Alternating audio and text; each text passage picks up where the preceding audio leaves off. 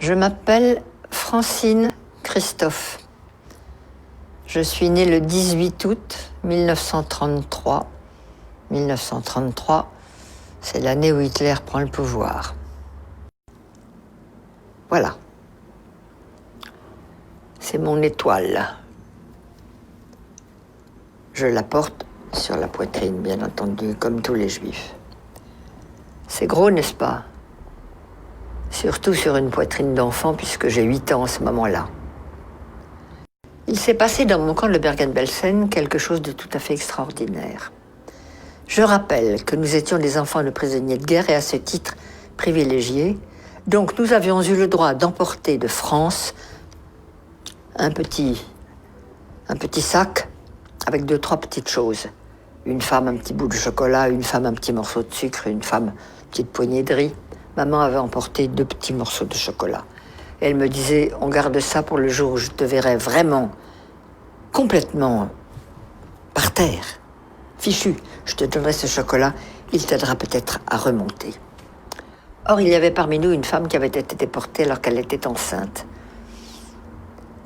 Ça ne se voyait pas, évidemment, elle était si maigre. Mais n'empêche que le jour de l'accouchement est arrivé et elle est partie au revire accompagnée de ma mère qui était notre chef de baraque.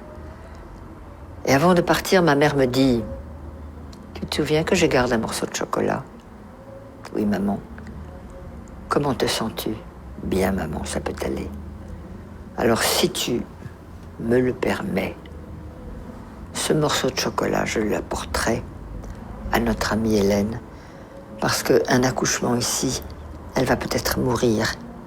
Et si je lui donne le chocolat, ça l'aidera peut-être. » « Oui, maman, tu le prends. » Hélène a accouché, elle a accouché d'un bébé, toute petite chose malingre. Elle a mangé le chocolat, elle n'est pas morte, et elle est revenue dans la baraque. Le bébé n'a jamais pleuré, jamais, pas même Jeun. Au bout de 6 mois, la libération est arrivée, on a défait tous ces chiffons, le bébé a crié. C'était là sa naissance. Nous l'avons ramené en France. Tout petit truc de 6 mois, minuscule. Il y a quelques années, ma fille me dit « Maman, si vous aviez eu des psychologues ou des psychiatres à votre retour, ça se serait mieux passé pour vous. » Je dis sûrement, mais il n'y en avait pas. Puis personne n'y a pensé, même s'il y en avait eu. Mais tu me donnes une bonne idée. On va faire une conférence là-dessus.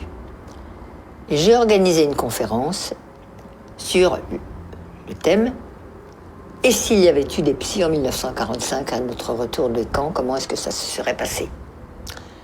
J'ai eu beaucoup de monde. Des anciens, des survivants, des curieux, et puis beaucoup de psychologues, psychiatres, psychothérapeutes, tout ce monde-là venait. Très intéressant. Chacun avait son idée, c'était très bien. Et puis il y a une femme qui est arrivée et qui a dit « Moi, j'habite Marseille, je suis médecin psychiatre. Et avant de vous faire ma communication, j'ai quelque chose à donner à Francine Christophe, c'est-à-dire à moi. » Elle fouille dans sa poche, elle sort un morceau de chocolat, elle me le donne et elle me dit « Je suis le bébé. »